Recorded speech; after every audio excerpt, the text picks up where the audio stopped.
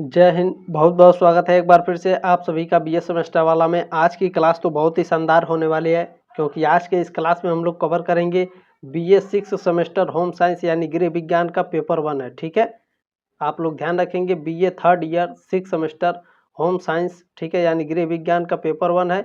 Exam 2024, 25, 26, 27, 28 जब भी आप इस क्लास को देखेंगे आपके लिए लाभदायक सिद्ध होगी। ठीक है, चलिए 6 semester home science paper 1, paper का नाम क्या है? Dietetics and theoretic nutrition. ठीक है, ध्यान रखेंगे आहार शास्त्र और चिकित्सीय पोषण, ये आपके एडमिट कार्ड पर भी लिखा रहता है, ये आपके पेपर का नाम है।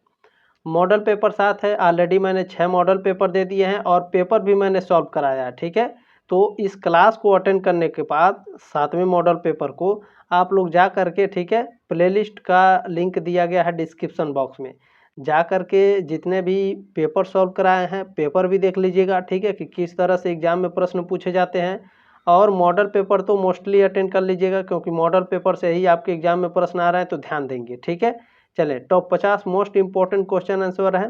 चले स्टार्ट करते हैं आज की क्लास। पहला प्रश्न देखते हैं आपका क्या पूछा गया है। सामान्यतः रोगी को प्रोटीन प्रतिदिन कितना देना चाहिए? ठीक है, अगर कोई सामान्य रोगी है उसको प्रतिदिन कितना प्रोटीन देना चाहिए? तो 100 से 150 ग्राम प्रोटीन देना चाहिए। ये ऑप्शन आपका राइट है। चलें आगे बढ़ते हैं। अगर आप पीडीएफ पाना चाहते हैं तो क्या करेंगे? अगर आप इसका पीडीएफ पाना चाहते हैं, टेलीग्राम ग्रुप का लिंक दिया गया डिस्क्रिप्शन बॉक्स में, टेलीग्राम ज्वाइन कर लीजिएगा। ठीक है, वहाँ पर कई सारे अपडेट्स, ठीक है, न्यूज़, कॉलेजों के न्यूज़ आपको टेलीग्राम में दिए जाते हैं, तो आप लोग टेलीग्राम में ज़रूर ज्वाइन हो जाइएगा। ठीक है, चलिए दूसरा प्रश्न आपका क्या पूछा गया है। ग्लाइकोजन भंडार की पूर्ति, ठीक है, ग्लाइकोजन भंडार की पुनः पूर्ति करने हेतु पर्याप्त मात्रा में लिया जाना चाहिए। तो ध्यान रखिएगा, जब भी पूछेगा कि ग्लाइकोजन भंडार की पुनः पूर्ति के लिए, तब आपको कार्बोज, ठीक है, कार्बोज आपको पर्याप्त मात्रा में लेना पड़ेगा। ठीक है, चलिए ध्यान रखेंगे, डी ऑप्शन राइट है, कार्बोज यानी कार्बोहाइड्रेट। ठीक है, ध्यान रखेंगे। प्रश्न नंबर 3 क्या है? क्षय रोग यानी टीबी रोग किस अंग से संबंधित है? तो जो टीबी रोग है, क्षय रोग, यह फेफड़ों से संबंधित होता है। सी ऑप्शन राइट है आपका। चलिए आगे बढ़ते हैं। प्रश्न नंबर 4 आपका क्या पूछा गया है? बहुत ध्यानपूर्वक देखने का प्रयास करेंगे। किस रोग में विटामिन ए का चयापचय विपरीत रूप से प्रभावित होता है? तो देखिए, जब आपको क्षय रोग होता है, टीबी रोग होता है जब भी, तो टीबी रोग में विटामिन ए का चयापचयन विपरीत रूप से प्रभावित होने लगता है। ठीक है, तो ध्यान रखेंगे, डी ऑप्शन राइट है आपका। प्रश्न नंबर 5 देखेंगे क्या पूछा गया है। ज्वर समय की अवधि की दृष्टि से कितने प्रकार का हो सकता है? तो ज्वर समय की अवधि की दृष्टि से 2 प्रकार का हो सकता है। ये ऑप्शन राइट है आपका 5वें का। चले प्रश्न नंबर 6 आपका क्या पूछा गया है। क्षय रोगी यानी टीबी रोगी को प्रतिदिन कितने ग्राम प्रोटीन दिया जाना चाहिए? तो 80 से 100 ग्राम प्रोटीन दिया जाना चाहिए। बी ऑप्शन राइट है आपका। देखिए, आपका ज़्यादा समय बर्बाद ना करते हुए, ठीक है, जल्दी जल्दी देखने का प्रयास करेंगे हम लोग। चले 7वां प्रश्न देखेंगे, आपको क्या पूछा गया है। प्रश्न नंबर 7 पूछा गया है। क्षय रोग में ज्वर होता है, टीबी रोग में ज्वर होता है, तेज होता है, हल्का होता है, सामान्य होता है या असामान्य होता है? तो जब भी टीबी रोग होगा, जब भी क्षय रोग होता है, तो बुखार हल्का होता है। बी ऑप्शन राइट है आपका। प्रश्न नंबर 8 देखेंगे, आपका क्या पूछा गया है। किस पौष्टिक तत्व के खाने से ग्लाइकोजन के भंडार की पूर्ति हो जाती है? तो कार्बोहाइड्रेट। ठीक है, कार्बोहाइड्रेट हमें खाने से ग्लाइकोजन के भंडार की पूर्ति हो जाती है। डी ऑप्शन राइट है आपका। प्रश्न नंबर 9 आपका क्या पूछा गया? बहुत ही शानदार है।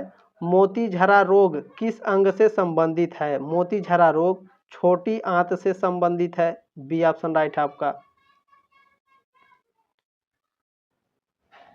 प्रश्न नंबर 10 आपका क्या पूछा गया है। कौन सा रोग अल्पकालिक है परंतु ज्वर बहुत तीव्र होता है? तो निमोनिया है। ये ऑप्शन राइट है आपका। ठीक है, चलिए ध्यान रखेंगे। प्रश्न नंबर 11 क्या पूछा गया आपका। किस रोग में संतुलित और पौष्टिक भोजन की अत्यंत आवश्यकता होती है? निमोनिया में, मलेरिया में, खसरा में या फिर टाइफाइड में? बताने का प्रयास करेंगे आप लोग। किस रोग में, ठीक है, संतुलित और पौष्टिक भोजन की अत्यंत आवश्यकता होती है? तो मलेरिया में। ठीक है, जब भी मलेरिया हो जाएगा तो उसमें संतुलित और पौष्टिक भोजन लेने की आवश्यकता होती है। मलेरिया जब भी होता है तो आपका प्लेटलेट बहुत तेज़ी से कम होता है। ठीक है, तो ध्यान रखेंगे जब भी मलेरिया रोग होता है तो बहुत ही डेंजर रोग होता है ये मलेरिया, इसको नज़रअंदाज नहीं करना होता है, ठीक है, ध्यान रखेंगे। चलिए प्रश्न नंबर 12 है, विभिन्न प्रकार के इंसेफ्लाइटिक्स हैं। तो प्रथम इंसेफ्लाइटिक्स और माध्यमिक इंसेफ्लाइटिक्स दोनों होते हैं, ठीक है, सी ऑप्शन आपका राइट हो जाएगा। चलिए प्रश्न नंबर 13 देखेंगे क्या पूछा गया है, इंसेफ्लाइटिक्स या एईएस रोगियों को दिए गए उपचार हैं। कौन कौन से उपचार हैं? तो कार्डिकोस्टेरॉइड्स, मैकेनिकल वेंटिलेशन, एंटी कॉन्वसेंट, ठीक है, तो डी ऑप्शन आपका राइट हो जाएगा। ये तीनों आपके क्या हैं? इंसेफ्लाइटिक्स या फिर एईएस रोगियों को दिए गए उपचार हैं, ठीक है। देखिए जितने भी पढ़ाया जा रहा है बहुत ही ध्यानपूर्वक याद रखेंगे, ठीक है, ये सभी आपके एग्जाम में पूछे जा रहे हैं। किस विटामिन फलों व सब्जियों के प्रयोग से भी कब्ज दूर होते हैं? तो विटामिन सी के प्रयोग से, ठीक है, कब्ज दूर होते हैं, ध्यान रखेंगे इस बात को। प्रश्न नंबर 15 आपको क्या पूछा गया है, सदैव आयु लिंग व्यवसाय के अनुसार लेनी चाहिए। तो जो कैलोरी होती है, ठीक है, ये हमेशा अपने आयु लिंग व्यवसाय के अनुसार लेनी चाहिए, ठीक है, महिला है, पुरुष है, बच्चे हैं, किस प्रकार के हैं, ठीक है, आयु कितनी है, उस हिसाब से कैलोरी लेनी चाहिए। डी ऑप्शन राइट है आपका। चलिए प्रश्न नंबर 16 आपका क्या पूछा गया है, कौन सा अतिसार दूध छुड़ाते वक्त होता है? तो दूध छुड़ाते वक्त जब भी होगा तो बीनिलिंग डायरिया होता है, ठीक है, बीनिलिंग डायरिया हो जाता है दूध छुड़ाते वक्त। बी ऑप्शन राइट है आपका। चलिए प्रश्न नंबर 17 आपका क्या पूछा गया है, कब्ज का प्रकार नहीं है।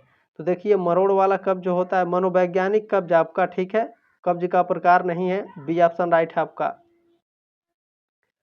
प्रश्न नंबर 18 क्या पूछा गया है, अतिसार का कारण नहीं है। तो इसमें देखिए संक्रमण अतिसार का कारण होता है, रासायनिक पदार्थ भी होते हैं, विषाक्त जीवाणु भी होते हैं, लेकिन जो जल जीव होते हैं इनके कारण अतिसार नहीं होता है, ठीक है, तो बी ऑप्शन आपका राइट हो जाएगा। चलिए प्रश्न नंबर 19 देखेंगे क्या पूछा गया है, अतिसार का प्रकार है, सामान्य अतिसार होता है, विशिष्ट अतिसार भी होता है, विशिष्ट खाद्य पदार्थों से होने वाला भी अतिसार होता है, ठीक है, तो डी ऑप्शन आपका राइट है। प्रश्न नंबर 20 देखेंगे क्या पूछा गया है, अतिसार का प्रमुख कारण है, संक्रमण है, विषाक्त जीवाणु है, रासायनिक पदार्थ, ये तीनों आपके अतिसार के प्रमुख कारण हैं, डी ऑप्शन राइट हो जाएगा आपका। चलिए प्रश्न नंबर 21 क्या पूछा गया है, लैंगरहैंस की द्वीपिकाएं किस अंग में उपस्थित होती हैं? तो लैंगरहैंस की जो द्वीपिकाएं होती हैं यह अग्नाशय में स्थित होती हैं, बी ऑप्शन राइट है 21 का। प्रश्न नंबर 22 क्या पूछा गया आपका, लार किसके पाचन में मदद करती है? तो जो लार है यह स्टार्च के पाचन में मदद करती है। प्रश्न नंबर 23 आपका क्या पूछा गया है, यकृत द्वारा निकलने वाले बाइल जूस का क्या काम होता है? तो यकृत द्वारा निकलने वाले बाइल जूस का जो काम होता है यह भोजन को क्षारीय बनाता है, ये ऑप्शन राइट है आपका। प्रश्न नंबर 24 क्या पूछा गया है, भोजन नली की दीवारों से संकुचन और प्रसरण की गति को कहा जाता है, क्रमांकुचन गति कहा जाता है, बी ऑप्शन राइट है। प्रश्न नंबर 25 आपका क्या पूछा गया है, एल्कोहल के निरावीसन के लिए उत्तरदायी अंग है? तो यकृत है, ये ऑप्शन करेक्ट है आपका 25 का। प्रश्न नंबर 26 देखेंगे क्या पूछा गया है, चले 26 नंबर प्रश्न आपका पूछा गया है, मानव शरीर में सबसे बड़ी ग्रंथि है, मानव शरीर की सबसे बड़ी ग्रंथि यकृत होती है, ये ऑप्शन करेक्ट है आपका। प्रश्न नंबर 27 देखेंगे क्या पूछा गया है, पचने वाले भोजन का अवशोषण बड़ी आंत में होता है तथा बड़ी आंत छोटी आंत की तुलना में चौड़ी और छोटी होती हैं, क्या ये सत्य है या फिर असत्य है? तो बिल्कुल करेक्ट है आपका, ठीक है, ये ऑप्शन राइट है। प्रश्न नंबर 28 आपका क्या पूछा गया है, यकृत कोशिकाएं किसका स्रावण करती हैं? यानी जो यकृत कोशिकाएं हैं किसका उत्पादन करती हैं, क्या निकालती हैं? तो यकृत कोशिकाएं पित्त का स्रावण करती हैं, ठीक है, पित्त निकालती हैं, पित्त रस, ठीक है, ध्यान रखेंगे, पित्त रस का स्रावण करती हैं, बी ऑप्शन राइट है आपका 28 का। चले 29 नंबर प्रश्न देखेंगे क्या है, अमाशय में किस प्रकार की कोशिकाएं HCl का स्रावण करती हैं, यानी अमाशय में किस प्रकार की कोशिकाएं होती हैं जो हाइड्रोक्लोरिक का स्रावण करती हैं। तो जो अमाशय में पेरिएटल कोशिकाएं होती हैं या फिर अम्लज कोशिकाएं होती हैं, ये हाइड्रोक्लोरिक का स्रावण करती हैं यानी उत्पादन करती हैं। ठीक है, तो सी ऑप्शन राइट है आपका। चलिए 30 नंबर प्रश्न आपका क्या पूछा गया है। पेयर के चकतों में होता है, पेयर के चकतों में लिम्फोसाइट्स होते हैं, ये ऑप्शन राइट है आपका 30 का। चलिए प्रश्न नंबर 31 देखेंगे क्या पूछा गया है। सबसे बड़ी लार ग्रंथियां हैं, तो पैरोटिड ग्रंथियां जो होती हैं ये सबसे बड़ी लार ग्रंथियां होती हैं, ये ऑप्शन राइट है आपका। प्रश्न नंबर 32 है 32 नंबर। मध्य आयु में लोगों में वृद्धि हो जाती है, यकृत की, आंतें, न्यून भार या फिर मोटापा, तो मोटापा हो जाता है, डी ऑप्शन राइट है आपका। चले 33 नंबर प्रश्न देखेंगे क्या पूछा गया है। मोटापे का कारण नहीं है, तो आयु है यानी आपका एज है वो तो सामान्य है, आपका लिंग यानी आयु है, सॉरी लिंग है यानी पुरुष है महिला है, ठीक है, इस पर भी निर्भर करता है। तो ये दोनों आपके मोटापे के कारण हैं। आर्थिक स्तर भी, ठीक है, अगर आपका खान पान अच्छा है, खाते पीते घर के हैं, तो भी आप मोटे हो जाएंगे। अधिक भोजन खाएंगे तो भी हो जाएंगे भैया। लेकिन जो धर्म है आपका, आप हिंदू हैं, मुस्लिम हैं, सिख हैं, ईसाई हैं, ये आपका मैटर नहीं करता है मोटापे के ऊपर। ठीक है, तो बी ऑप्शन आपका राइट है, मोटापे का कारण नहीं है धर्म, बाकी ये सब हैं। ठीक है, ध्यान रखेंगे। 34 नंबर प्रश्न क्या है। मोटे व्यक्ति को आहार में नहीं लेना चाहिए, यानी जो मोटा व्यक्ति है उसे क्या नहीं खाना चाहिए। तो देखिए विटामिन, प्रोटीन, खनिज लवण लेना चाहिए, लेकिन वसा बिल्कुल भी नहीं लेना चाहिए, ये फैट्स होते हैं। ठीक है, चले 35 नंबर प्रश्न आपका क्या पूछा है। मोटापे का कारण है भोजन संबंधी आदतें, वंशानुक्रमण, कम शारीरिक परिश्रम, तो ये सभी। ठीक है, वंशानुक्रम यानी पापा, बाबा, दादा, ठीक है, तो वो मोटे हैं, माता जी, दादी, ये अगर पहले मोटी थी तो कहीं ना कहीं देखा जाएगा आपके अंदर भी वो वंशानुक्रम चलता रहेगा। ठीक है, ये बात ध्यान रखेंगे।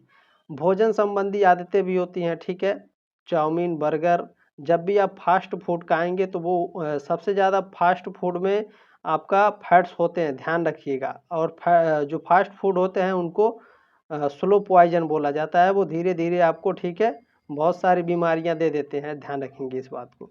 चलिए डी ऑप्शन राइट है आपका 35 का। प्रश्न नंबर 36 आपको क्या पूछा गया है। मोटे व्यक्तियों को आहार में भोज्य पदार्थ अधिक लेनी चाहिए, फूल लेनी चाहिए, हरी सब्जियां, रेशेदार पदार्थ, ये सभी लेने चाहिए, डी ऑप्शन राइट हो जाएगा। प्रश्न नंबर 37 क्या है आपका।